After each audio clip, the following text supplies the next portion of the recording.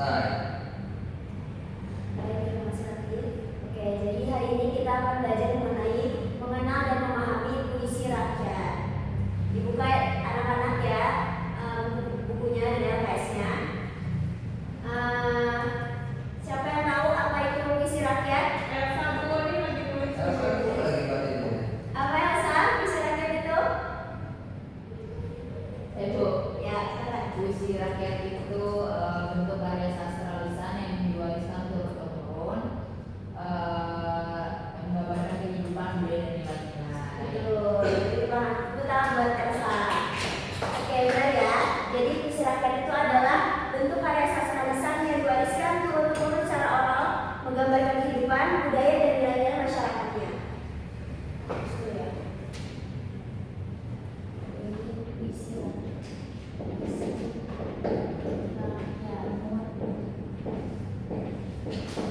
Jadi karakteristiknya biasanya puisi rakyat ini biasanya anonim, bertema sederhana, menggunakan bahasa sehari-hari, bersifat nasihat dan sering diiringi oleh musik atau tarian. Nah, di sini ada jenis-jenis puisi rakyat. Tapi silakan membaca yang pertama. Pantun. Ya, baik. Apa boleh? Bentuk 4 baris dengan rima AB dikenal sebagai puisi rakyat Melayu. Ya, betul ya. Jadi pantun itu merupakan jenis-jenis puisi rakyat. Pasti kalian sudah pada tahu ya, pantun itu berima ABAB dan dikenal biasanya dengan puisi rakyat Melayu. Yang kedua ada syair. Elsa silakan baca. Syair berisi cerita, nasihat atau keagamaan dengan 4 baris berima A dan biasanya diiringi musik.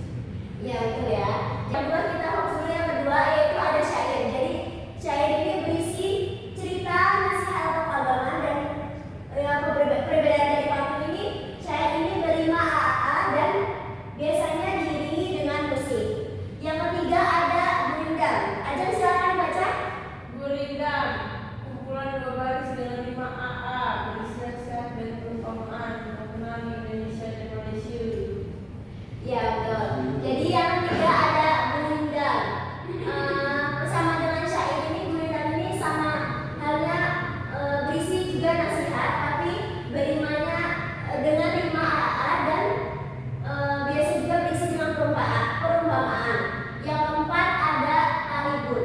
Jadi talibun ini puisi rakyat Sunda yang berisi ungkapan hati, nasihat atau cerita pendek dan biasa diiringi musik kecapi. Fungsi dan peran puisi rakyat. Nah, pastinya puisi rakyat ini mempunyai fungsi ya. Yang pertama ada mengabadikan cerita dan tradisi. Mengabadikan cerita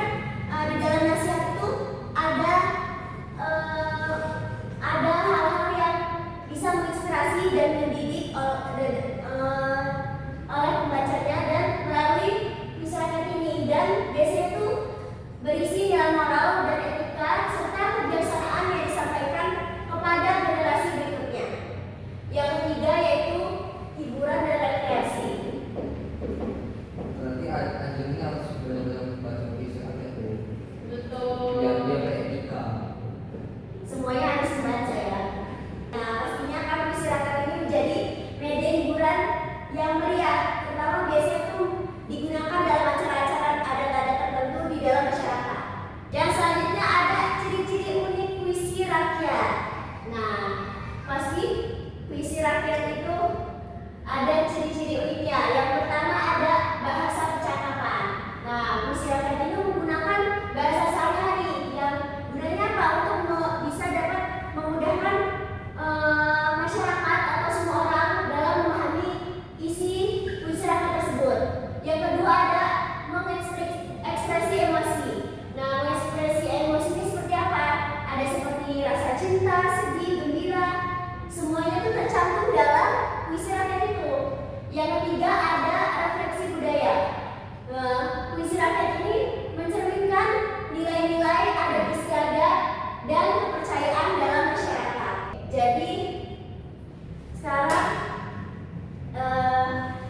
tadi kan Ibu belum mencontohkan contoh-contoh dari jenis-jenis puisi rakyat. Ibu akan menugaskan kalian mencari video salah satu dari jenis-jenis puisi rakyat ini, bebas. Pantun, syair, gurindam atau kaligur. Saya puisi Bu. Tidak ada ya, Bu. Silakan. Pantun buat Ibu. Apa boleh? 1.2 koma. Cakep. Cantik aja ya. Siapa yang mau nyanyi lagi? Tapi Siapa yang mau maju nanti Ibu kasih nilai tambahan? Ada. Cepat, silakan. Cepat. Cepat. Iya, itu aja ya. Soalnya dia ekskul sastra dulu. Ya itu, Pak. Kita udah. Ajo harus mencontohkan teman-temannya yang belum mengetahui. saya sakit Bu. Ya udah nanti di novel maaf. Iya, Bu. Bu. Jangan baca. Kepada cinta halus. Kamu bagus kan, Bu? Kepada cinta kenapa benci marah di sini dan terjadi. Oke. Jadi itu merupakan Gurindam Bu. contoh gurindam. Oke.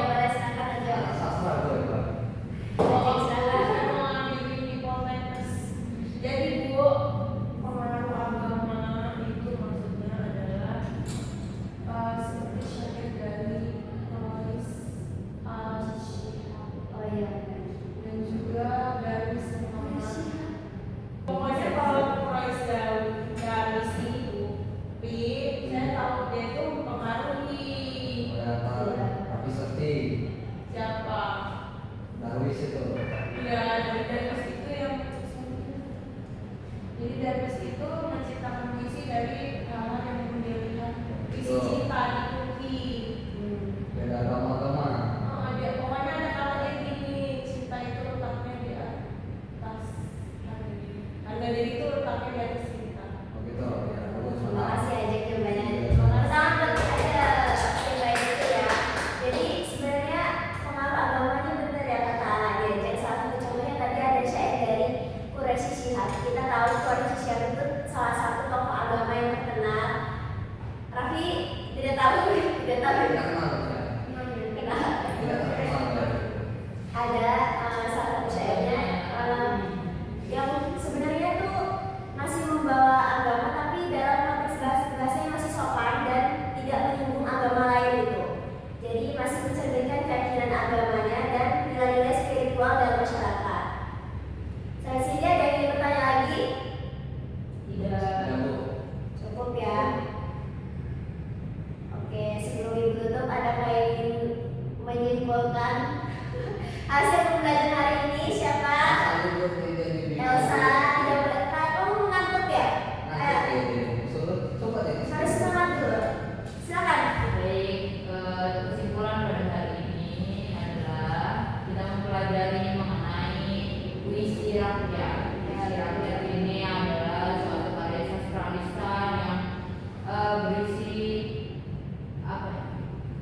Cerita yang diwariskan secara turun-temurun, menggambarkan kehidupan budaya dan nilai-nilai masyarakat.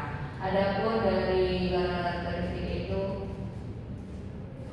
ada jenis-jenis puisi rakyat yaitu seperti pantun, gurinda, habis itu syair dan lain-lain itu memiliki perbedaan dan ciri khas masing-masing.